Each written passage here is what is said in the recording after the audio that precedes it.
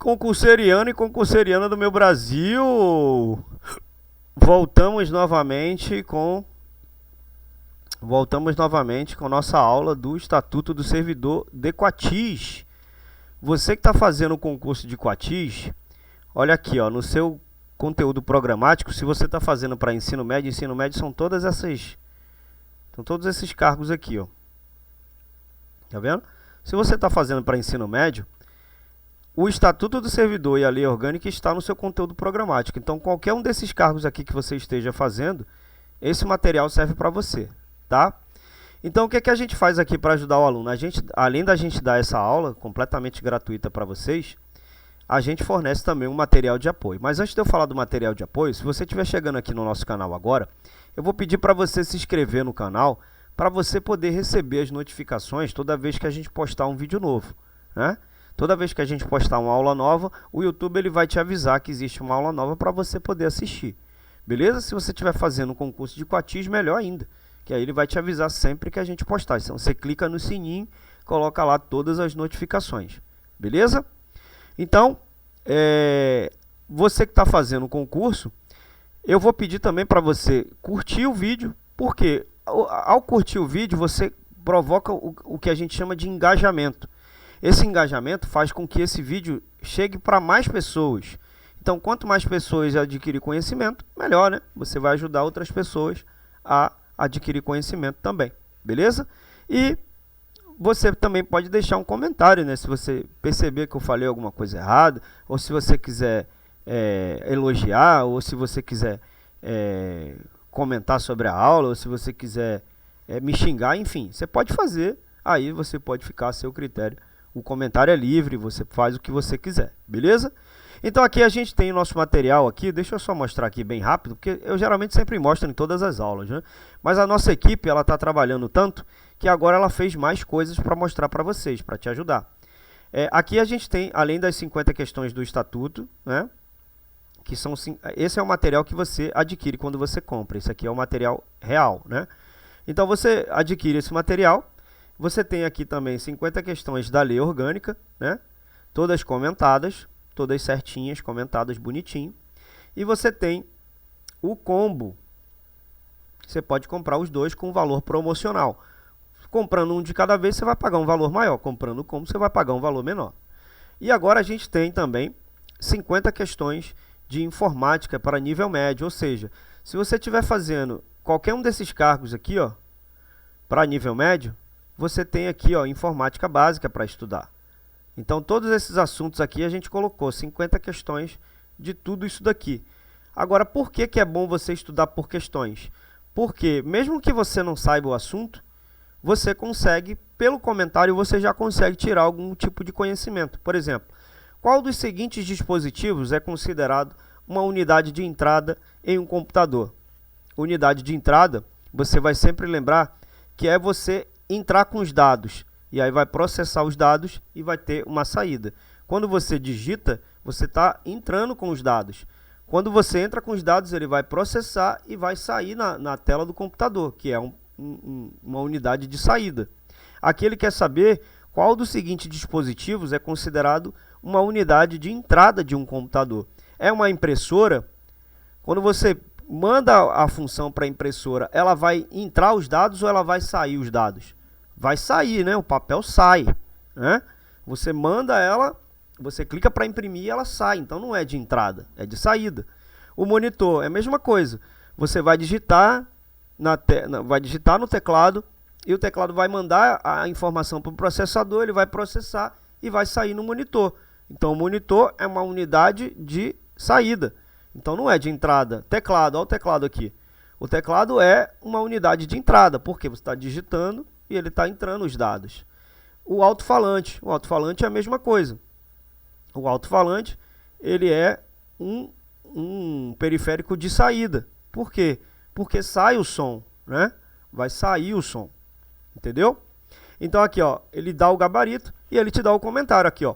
O teclado é considerado uma unidade de entrada, pois permite ao usuário inserir dados e comandos no computador através da digitação, enquanto as impressoras, monitores e alto-falantes são dispositivos de saída, utilizados para exibir informações ou produzir saída sonora. Então veja que você, né, mesmo que você não saiba, só com a leitura você já tem uma ideia de como você vai fazer na hora da prova. Então, assim, por isso que é importante, eu não estou falando isso porque eu quero que você compre o material, né? Você pode também adquirir materiais de provas anteriores, né? A ideia aqui é para te mostrar que o estudo por questões, ele traz muito benefício. Por quê? Porque você estuda aquilo que realmente você vai fazer na hora da prova. Você não vai estudar a teoria da informática na hora da prova, você não vai dar aula na hora da prova, né? Você vai fazer uma prova. Então, é essencial você estudar por questões, porque você ali já fica familiarizado com o tipo de pergunta que pode cair, né? Aí você tendo o comentário, aí você fica mais safo ainda. Por quê? Porque você vai estar estudando, fazendo prova. Você vai estar unindo o útil ao agradável nesse caso, né?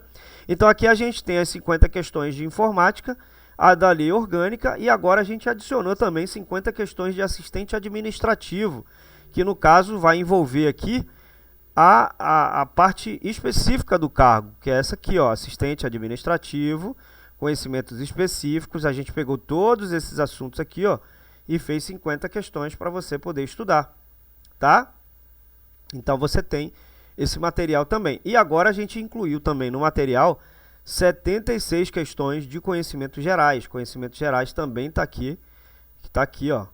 Se você estiver fazendo para ensino médio, né, se você estiver fazendo para cargo de ensino médio, você tem também conhecimentos gerais, que são os principais aspectos geográficos, históricos, sociais e econômicos do Brasil, estado do Rio de Janeiro, do município de Coatis. Então são 76 questões que a gente separou aqui para você poder também estudar da mesma forma, né? Mesmo que você não tenha capacidade de, né, às vezes a pessoa está sem tempo, né, não consegue estudar o conteúdo por completo. Na prova, eu, por exemplo, sempre estudei por questões. Eu passei em concurso estudando só por questões, né? Eu sempre passei em concurso estudando só por questões. Dificilmente eu pego a teoria. Claro, eu não estou dizendo para você não pegar a teoria. Pelo amor de Deus, não faça uma coisa dessa. Você tem que estudar também a teoria, você tem que estudar o estatuto, tem que fazer a leitura bonitinho. O que vai fazer você captar melhor o que você estudou são as questões. Então foque muito nas questões. Eu prefiro estudar por questões, depois eu vou lá e dou uma lida no material, né? Que aí eu vou me familiarizar. Eu errei uma questão, eu vou lá, pesquiso na lei orgânica ou no estatuto, ou em algum lugar que eu possa ter o conteúdo, né? Então eu vou fazendo dessa forma. Então você organizando assim o estudo, fica muito melhor para você aprender, para você captar os assuntos, né? Porque o que falta pro concurseiro é tempo. Então, organizar o tempo é essencial. É essencial você organizar seu tempo, fazer sua agenda. De manhã eu vou acordar, vou tomar café, vou estudar 1 hora desse assunto, vou estudar meia hora desse assunto. Ah, Thiago, mas eu tenho criança em casa, eu tenho marido, eu tenho trabalho, como é que eu vou fazer? Tudo tem um jeito. Quando você quer assistir uma série, você maratona lá 4 horas de série e ninguém te atrapalha. Para estudar é a mesma coisa. Você tem que organizar o seu tempo. É difícil? Muito. Não vou dizer que é fácil. É muito difícil. Você fazer isso, eu não estou falando assim, estou cuspindo regra, né? Eu não estou falando isso porque eu estou aqui tentando criar assim, um sistema que seria impossível para você. Né? Cada um sabe onde o seu calo aperta, né? Eu, por exemplo, eu estudo melhor durante 2 horas, pegando ali firme, do que estudar 4, 5, 6 horas e não absorver conhecimento nenhum. Então, assim, se você organizar o seu horário de estudo, fica muito melhor para você conseguir o objetivo. Foi assim que eu passei em concurso, foi assim que eu consegui atingir os meus objetivos. Beleza? Então eu já falei demais, vamos aqui ao que interessa. Aula aqui, agora a gente vai falar da licença por motivo de doença em pessoa da família. Então você que é concurseiro ou que vai passar no concurso, que vai ganhar sua estabilidade, você tem direito a essa licença, se seu marido, se seu filho, se seu enteado, enfim. Vamos aprender agora quais são os requisitos para você adquirir essa licença por motivo de doença de uma pessoa da sua família. Deixa eu sair daqui para não atrapalhar essa aula, para você conseguir ler tudo bonitinho. Então vamos lá. Aqui no caso, a gente vai falar do artigo 96. O artigo 96 ele traz o seguinte aqui para a gente. Ó. Poderá ser concedida licença ao servidor por motivo de doença do cônjuge, companheiro, dos pais, dos filhos, do padrasto, da madrasta, do enteado ou dependente que viva às suas expensas e conste no seu assentamento funcional, mediante comprovação por perícia médica oficial. Então, o que quer dizer isso daqui, né? Vamos por partes, vamos com calma, vamos na paz de Deus. Então, a assistência tem que ser, né? Você pode dar assistência para quem, né?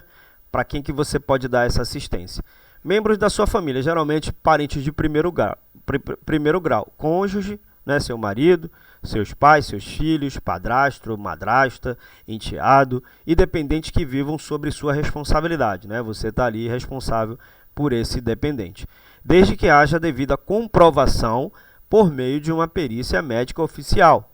Então, essa licença é uma forma de possibilitar ao servidor o cuidado adequado e a assistência ao familiar doente, sem que isso afete sua estabilidade e remuneração no cargo público. Vai garantir ali que o benefício seja concedido de forma justa e conforme a legislação vigente. Então, você pode solicitar a licença para tratamento de pessoas da sua família. A banca vai colocar que você pode solicitar licença para tio, para tia, para primo. Então, ela vai confundir a sua cabeça. Então, você tem que gravar isso daqui. Né? E aqui tem dizendo mediante comprovação de perícia médica oficial. Ela pode colocar que é sempre sem necessidade de perícia médica oficial. Ficar atento a isso aqui, tá? Aí no parágrafo 1 ele vai dizer o quê? A licença somente será deferida se a assistência direta do servidor for indispensável e não puder ser prestada simultaneamente com o exercício do cargo ou mediante compensação de horário. Então vamos por partes. Assistência direta indispensável. Vamos lá. A licença será concedida somente se ficar comprovado que a assistência direta do servidor é essencial para o cuidado do familiar doente. Isso significa o quê? Que é necessário comprovar que você, como servidor, é a pessoa responsável por prover os cuidados e auxílios necessários ao familiar enfermo e que sua presença é imprescindível para garantir o bem-estar e e recuperação do mesmo, tá? Então, vou te dar um exemplo. Uma colega minha, o marido dela se acidentou de moto. Ele teve as duas pernas e os dois braços. Ele quebrou as duas pernas e os dois braços. Então, a presença dela para cuidar do marido é indispensável. Ela não pode ir para o trabalho e depois cuidar do marido. Ela tem que ter ali uma presença integral para cuidar do marido. Claro que ela tem um tempo, né? Ela vai ter um tempo que a gente vai falar mais para frente. Mas se ela conseguir, vamos lá, vamos entender. Impossibilitando de prestação simultânea. Quando impossibilitar a prestação simultânea, ou seja, ela não consegue nem trabalhar e cuidar do marido, né? Fazer as duas coisas. Então, a licença só será deferida, ou seja, liberada, se ficar demonstrado que não é possível você, como servidor, ela como servidora, prestar a assistência ao familiar doente enquanto estiver exercendo suas atividades no cargo. Em outras palavras, a presença do servidor no local de trabalho não pode ser conciliada com a dedicação aos cuidados do familiar enfermo. Aí ele diz aqui no final, com o exercício do cargo ou mediante compensação de horário. A ausência de compensação de horário. Além disso, a licença também será concedida caso não seja viável a compensação de horário para possibilitar o atendimento às necessidades do familiar doente, sem que o servidor deixe de cumprir suas obrigações laborais. Show?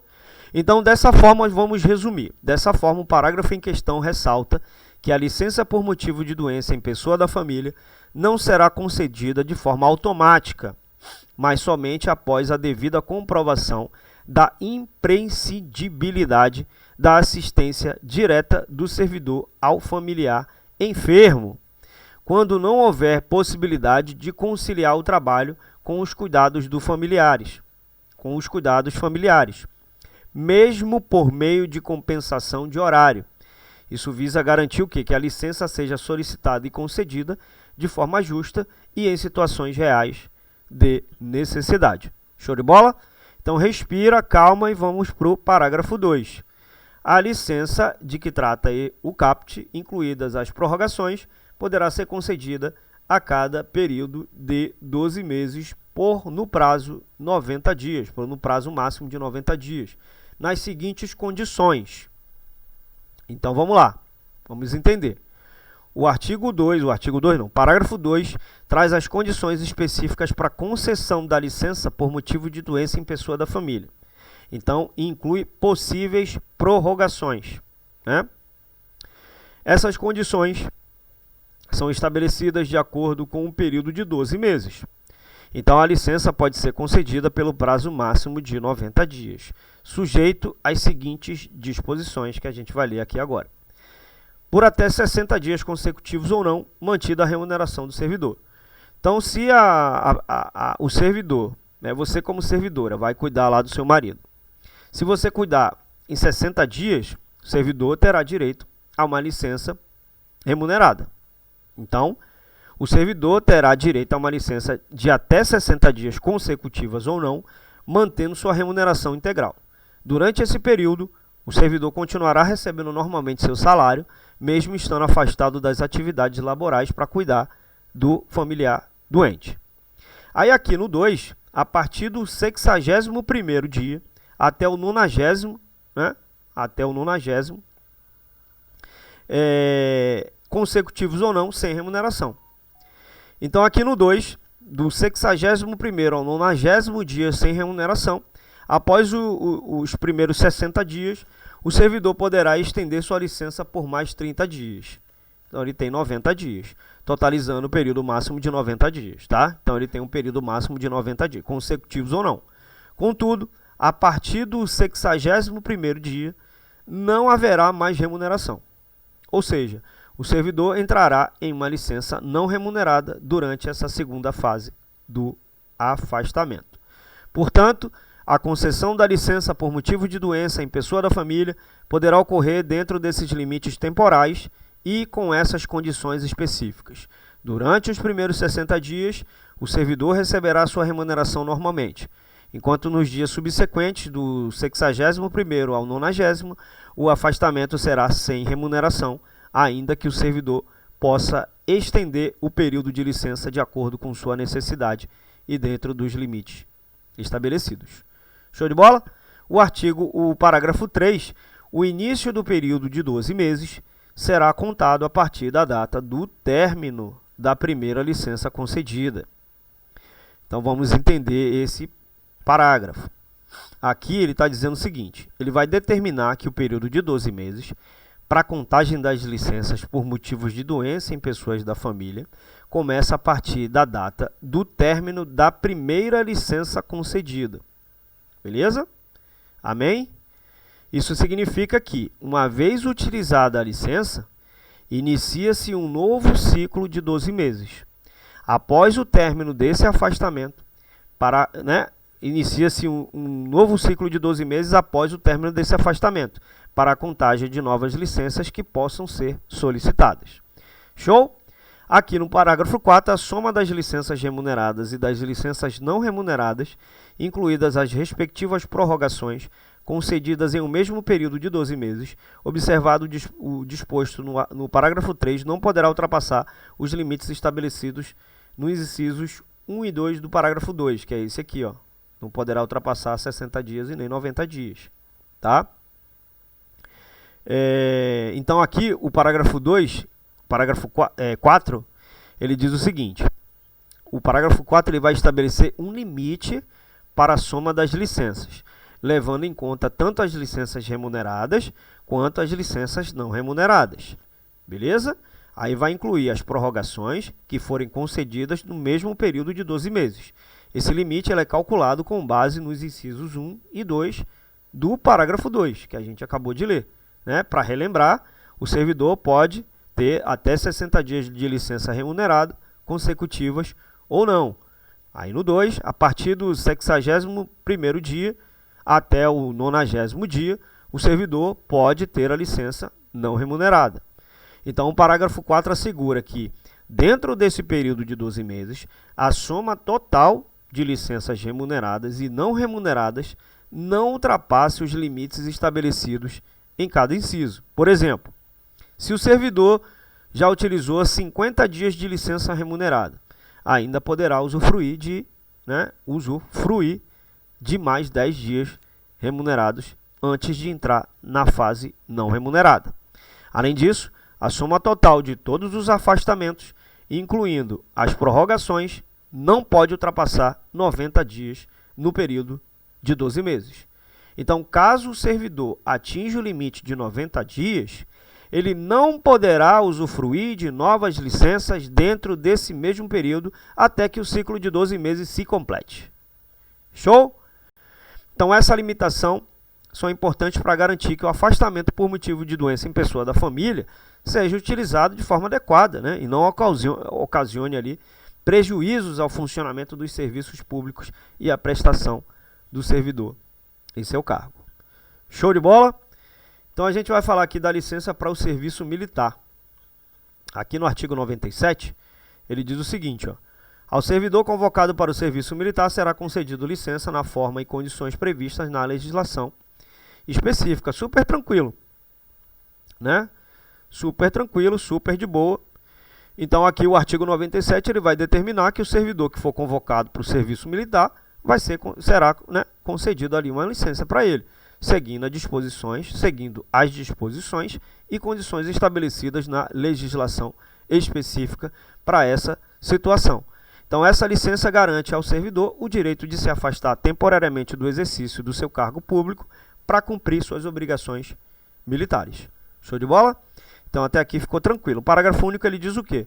Concluído o serviço militar, o servidor terá 30 dias sem remuneração para reassumir o exercício do cargo. Então, concluiu o serviço militar, o servidor terá um período de 30 dias para retornar ao exercício, para retornar ao trabalho. Porém, durante esse prazo, ele não receberá remuneração. O que significa? Que após o término do serviço militar, o servidor ele tem o direito de reassumir suas funções no órgão público em que trabalha. Porém, durante esses 30 dias após o retorno, ele não terá direito ao salário. Show? Então, essa licença para o serviço militar é assegurada por lei, com o objetivo de quê? De garantir que o servidor possa cumprir com suas obrigações militares sem sofrer prejuízos em seu emprego. Beleza? Show de bola. Então, aqui vamos continuar com a licença para atividade política. O artigo 98 ele diz o seguinte: o funcionário terá direito à licença sem remuneração. Sempre lembrar dessas coisas aqui, ó, de sem remuneração, com remuneração, porque a banca vai colocar que uma tem remuneração, a outra não tem. Então você tem que gravar essas coisas aqui. É bom gravar, né? Tem que gravar, não, é bom gravar, né? Então, às vezes ele vai colocar aqui, ó, mantida a remuneração. Às vezes ele vai colocar que 60 dias consecutivos ou não, sem remuneração. Então ela vai confundir. Então é bom gravar essas informações por esse motivo. Então o funcionário terá o direito à licença sem remuneração durante o período que mediar entre sua escolha em convenção partidária como candidato perante a Justiça Eleitoral. Então aqui no artigo 98, o funcionário terá direito à licença sem remuneração durante o período que mediar entre sua escolha em convenção partidária como candidato perante a Justiça Eleitoral. O período que mediar entre a sua escolha. Então, esse artigo ele vai determinar o quê? O funcionário público ele tem o direito de solicitar uma licença sem remuneração no período que compreende desde sua escolha como candidato político em uma convenção partidária até a data de registro oficial dessa candidatura perante a Justiça Eleitoral. Ou seja, durante o período em que estivesse preparando ali, né, concorrendo como candidato, o funcionário pode se afastar do seu cargo público, mas não receberá remuneração nesse período. Show?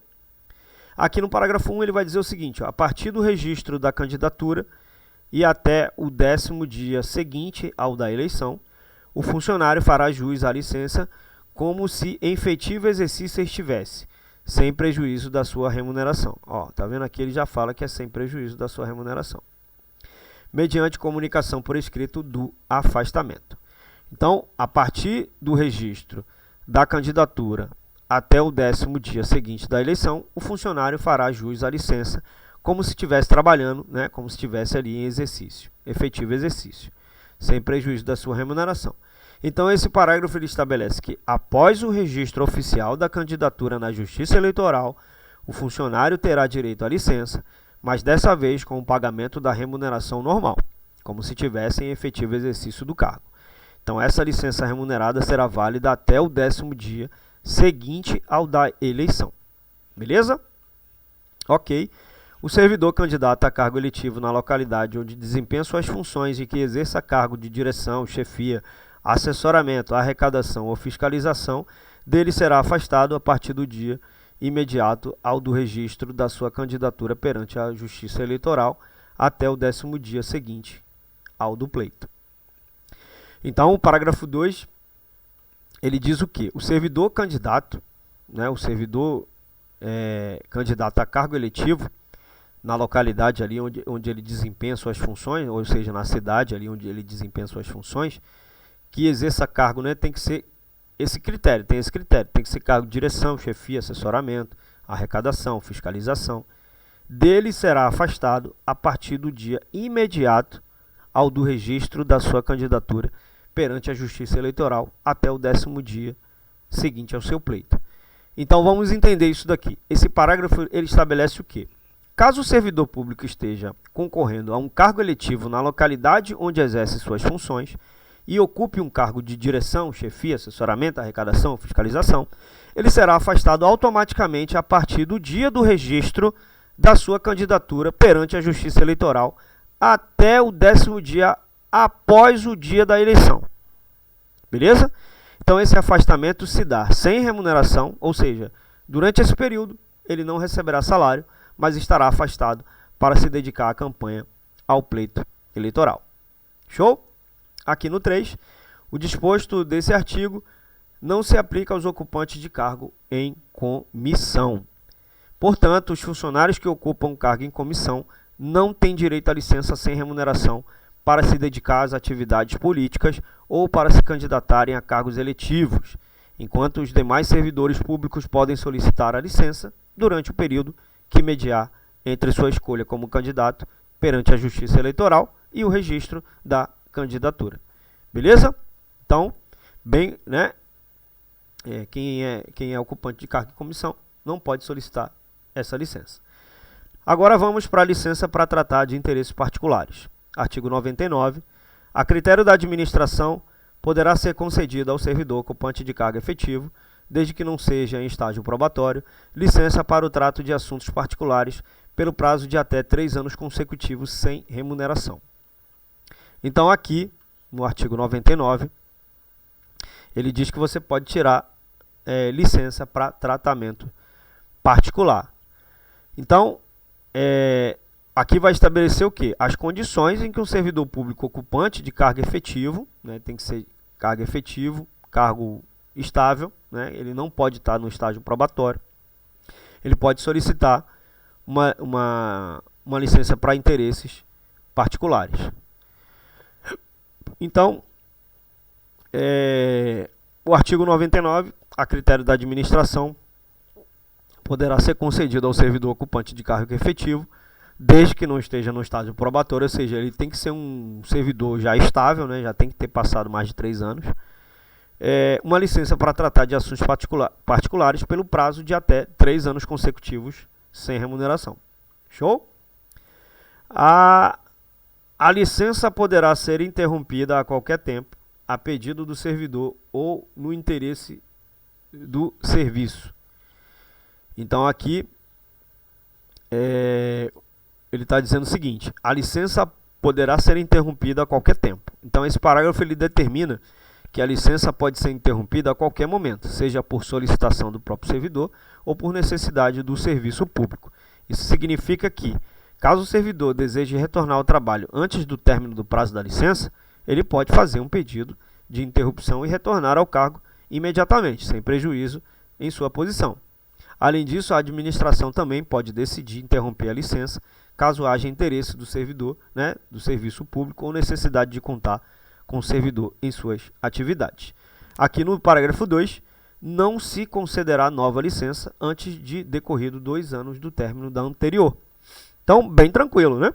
Esse parágrafo ele vai estabelecer que o servidor que usufruir dessa licença para tratar de interesse particular, ele não poderá solicitar uma nova licença antes de decorrido 2 anos após o término da licença anterior. Ou seja, após o retorno do servidor ao trabalho, ele deverá cumprir um período de no mínimo 2 anos de efetivo exercício antes de poder solicitar novamente a licença para tratar de assuntos particulares.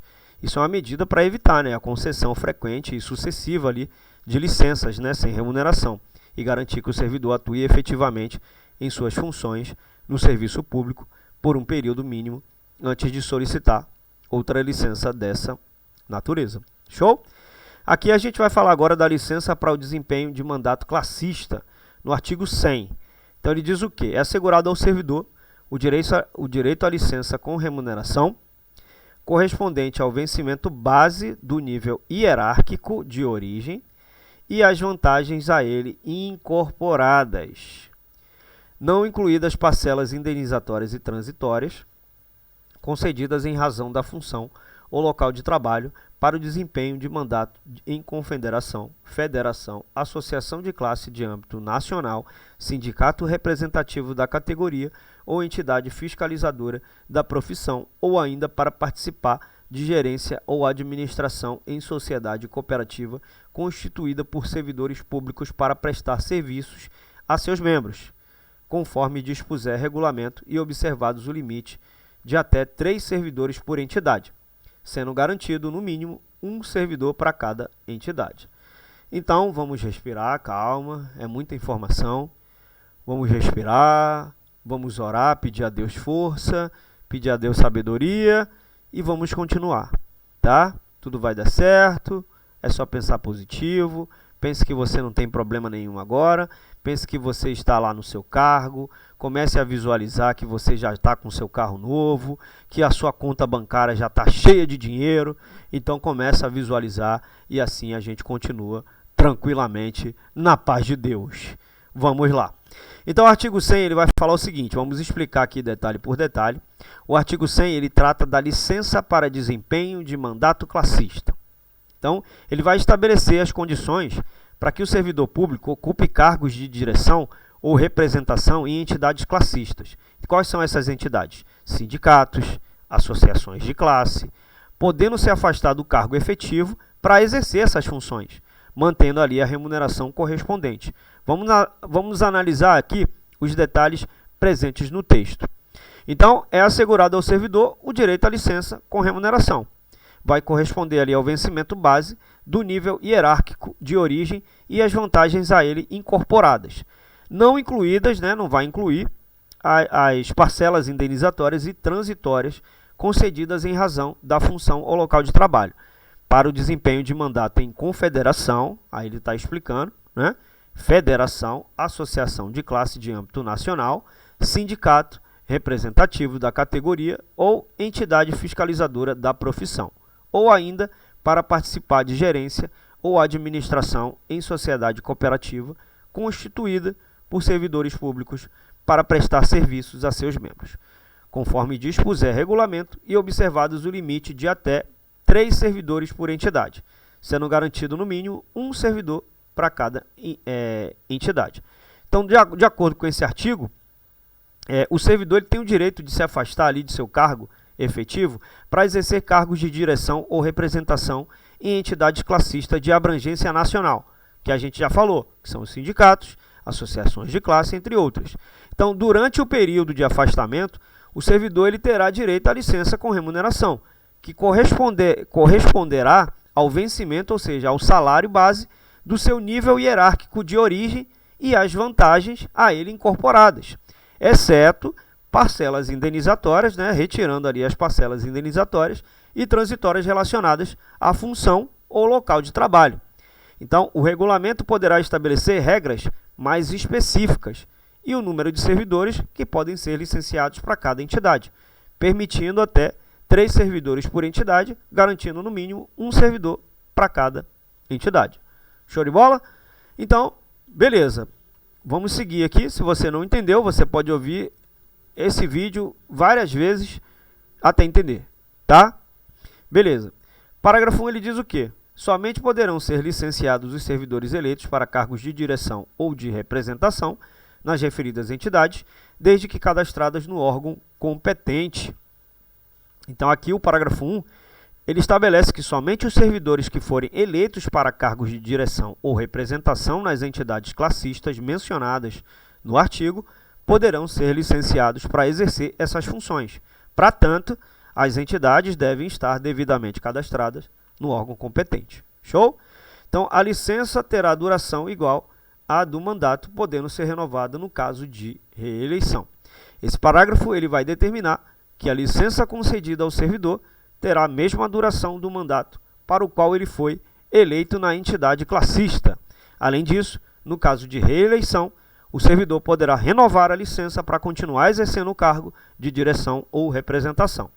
Show? Maravilha, molezinha, tranquilo, na paz de Deus. Parágrafo 3. O servidor poderá optar pela remuneração do cargo efetivo ou pela remuneração do sindicato, se houver.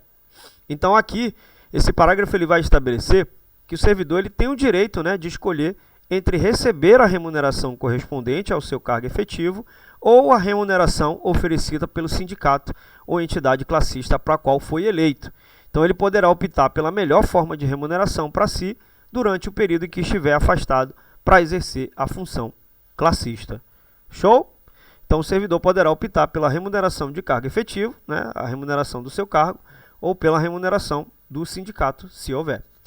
Aqui no parágrafo 4, a entidade sindical deverá demonstrar o registro junto ao Ministério do Trabalho e Emprego que aperfeiçoa a existência legal da entidade sindical.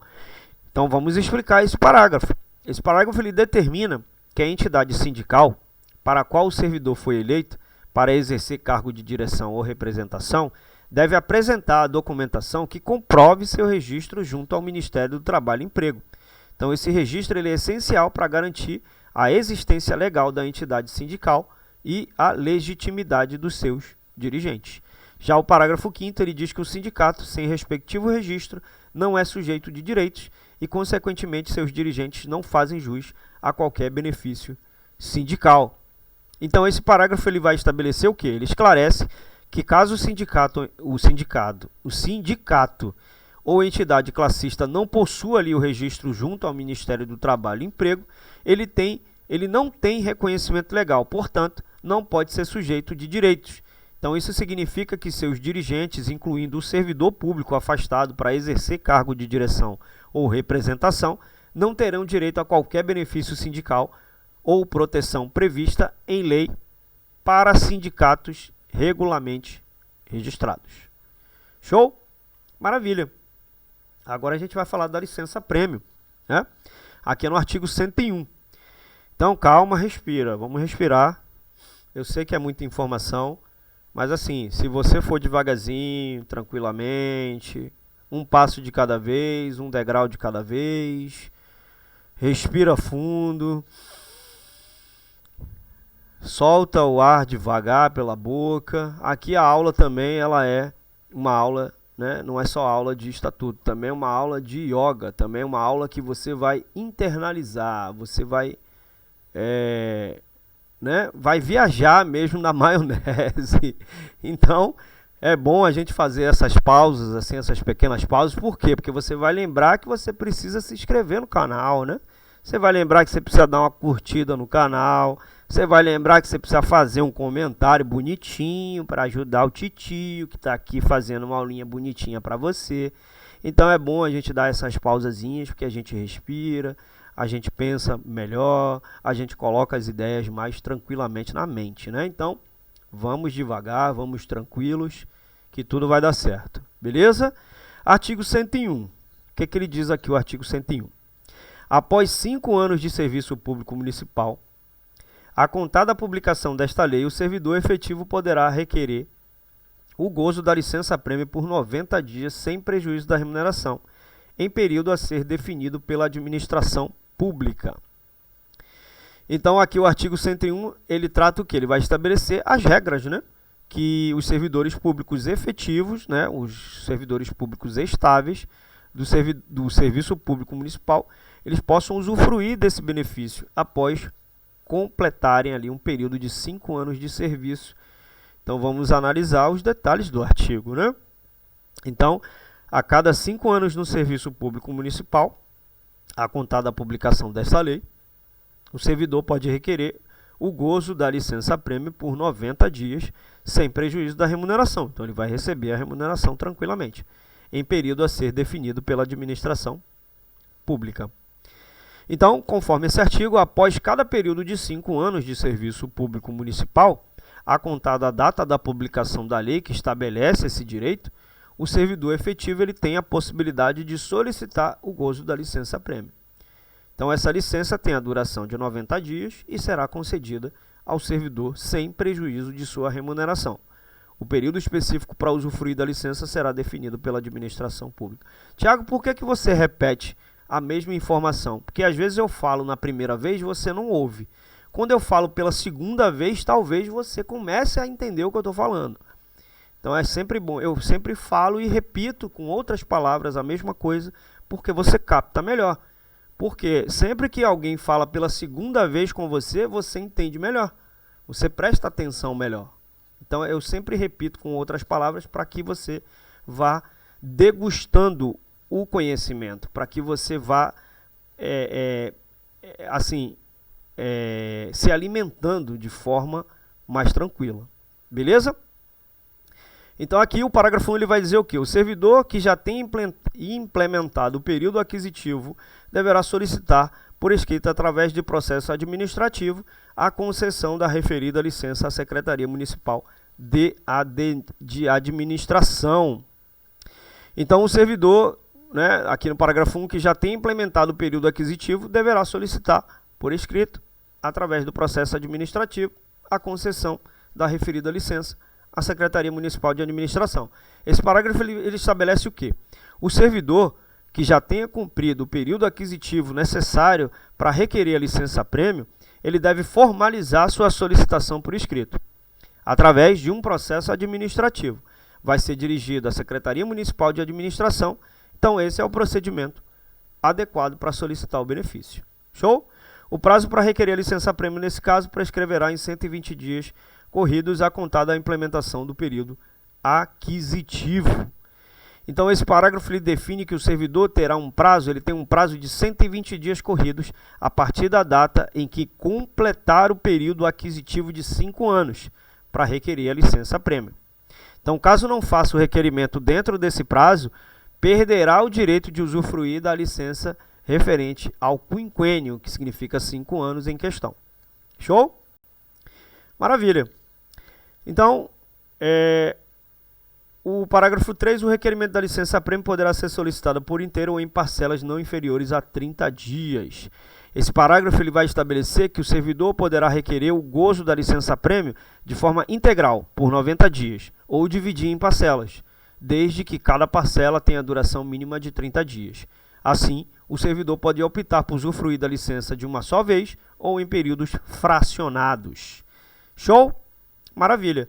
Ficará a cargo da administração pública, aqui no parágrafo 4, segundo critérios de oportunidade e conveniência, definir motivadamente o período de gozo da licença-prêmio, devendo, contudo, o período de gozo não ultrapassar o quinquênio aquisitivo subsequente.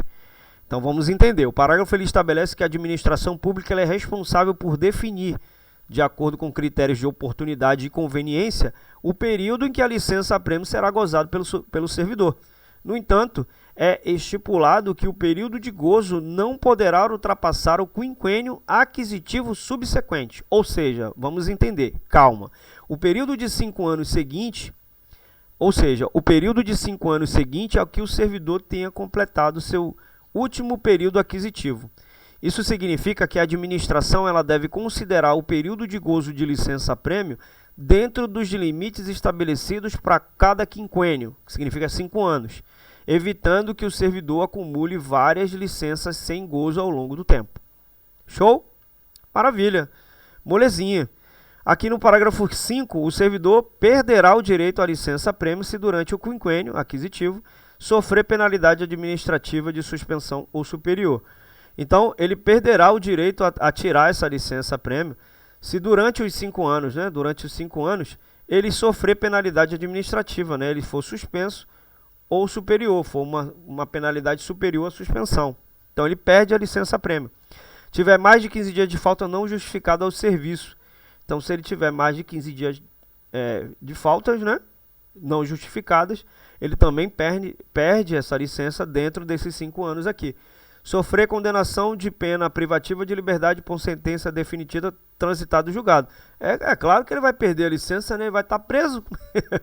Então, se o abençoado for condenado a pena privativa de liberdade por sentença definitiva transitada em julgado, ele está preso, ele não vai ter direito nem a licença-prêmio, nem a salário, nem nada. Ele está preso, provavelmente ele vai ser até demitido. Gozado, né? Aqui no 4, gozado, licença para tratar de interesses particulares por mais de 30 dias. Então, se ele foi lá, tirou uma licença para tratar de interesses particulares dentro desses 5 anos aqui por mais de 30 dias, ele não tira essa licença-prêmio aqui, tá? Então, o parágrafo 6, suspenderão a contagem do tempo para o período aquisitivo os seguintes afastamentos. Então, aqui nesse caso do 6, ele vai dizer o seguinte aqui, ó, pra gente. Vamos entender. Suspenderão a contagem do tempo de período aquisitivo os seguintes afastamentos. Então, aqueles que não ultrapassarem limites estabelecidos do incisos do caput desse artigo. Então, isso significa que afastamento de curta duração, que não ultrapasse o período permitido pelo artigo 5º, né, pelo parágrafo 5º, não serão considerados para a contagem do período aquisitivo. As licenças para tratamento de saúde por mais de 180 dias. Então, vai suspender a contagem do tempo. O que esse parágrafo quer dizer? Esse parágrafo ele estabelece que alguns afastamentos do servidor não serão considerados para fim de contagens do tempo do período aquisitivo para a licença-prêmio. Então, esses afastamentos suspenderão a contagem do período aquisitivo, ou seja, o período de afastamento não será contabilizado para atingir os 5 anos necessários para solicitar a licença, tá? Então, os afastamentos que suspendem a contagem do tempo são esses aqui que a gente está falando. Os que não ultrapassem os limites estabelecidos no inciso do caput desse artigo, que deve ser algum desses aqui, os 5 anos, né? Então, não ultrapasse os limites estabelecidos. As licenças para tratamentos de saúde por mais de 180 dias. Então, se o servidor ficar afastado por motivo de saúde por mais de 180 dias, esse período não será contabilizado para a licença-prêmio. Ele não será contabilizado dentro desses 5 anos, tá? Por motivo de doença em pessoa da família pelo tempo que for licenciado. Então, a licença por motivo de doença em pessoa da família pelo tempo que for licenciado. Se o servidor solicitar licença para tratar de doença em pessoa da família, o tempo de afastamento por esse motivo também não será considerado para a contagem do período aquisitivo, que são de 5 anos. Então, nesses 5 anos, se ele ficar, né, um período lá cuidando da família, do cônjuge, do pessoal da família, esse período que ele ficar não vai ser contado para esse período aquisitivo. Para serviço militar também não, e para atividade política também não. Se ele estiver exercendo atividade política, né, ele não vai contar também para tirar a licença-prêmio. A gente está se referindo também à licença-prêmio. E para desempenho de mandato classista, né? Então, esses afastamentos não serão contabilizados para o período aquisitivo, mas o servidor, né, ele não perderá o direito à licença-prêmio por causa dessas licenças. Eles apenas suspenderão a contagem, tá? A partir do momento que ele volta a trabalhar e conta a partir dali, tá bom? Então, aqui no parágrafo 7, as suspensões não serão computadas para fins de cálculo do período aquisitivo. É o que a gente acabou de explicar, né? Esse parágrafo ele estabelece que as suspensões mencionadas no parágrafo 5 e 6, que a gente acabou de falar, não serão consideradas para cálculo do período aquisitivo para licença-prêmio, ou seja, o tempo em que o servidor esteve suspenso ou afastado por motivos específicos não será contabilizado para contemplar o período de 5 anos necessários para a concessão da licença-prêmio. Beleza? Então, no parágrafo 8, o servidor somente iniciará a contagem do novo quinquênio aquisitivo depois de findo o quinquênio durante o qual perdeu o direito à licença-prêmio. Então, vamos entender. Esse parágrafo ele estabelece, após o servidor perder o direito à licença-prêmio devido a algum dos motivos mencionados lá no artigo, lá nos parágrafos 5 e 6, ele somente iniciará a contagem de um novo período de 5 anos, um novo quinquênio aquisitivo, após ter decorrido todo o quinquênio no qual ele perdeu o direito à licença. Ou seja, o servidor ele deverá aguardar até que se complete um novo período de 5 anos, sem ocorrência dos fatores que impediriam de solicitar a licença-prêmio, para somente então ter direito a uma nova contagem de período aquisitivo. Show? Beleza. Então, aqui no parágrafo 9, o servidor deverá aguardar em exercício a concessão do gozo da licença-prêmio. Então, esse parágrafo estabelece que o servidor deverá permanecer em exercício, ou seja, trabalhando normalmente, aguardando a concessão do gozo da licença-prêmio. Então, isso significa o quê? Que enquanto o servidor aguarda o período de afastamento para usufruir da licença-prêmio, ele deverá continuar desempenhando ali suas atividades no cargo efetivo. Assim, o servidor não pode se afastar antecipadamente antes da concessão oficial da licença e deve aguardar a decisão da administração pública para usufruir do benefício da licença-prêmio. Show? Maravilha! Hoje a gente fica por aqui. Já já a gente vai falar dos afastamentos e a gente vai dar seguimento a essas aulas aí.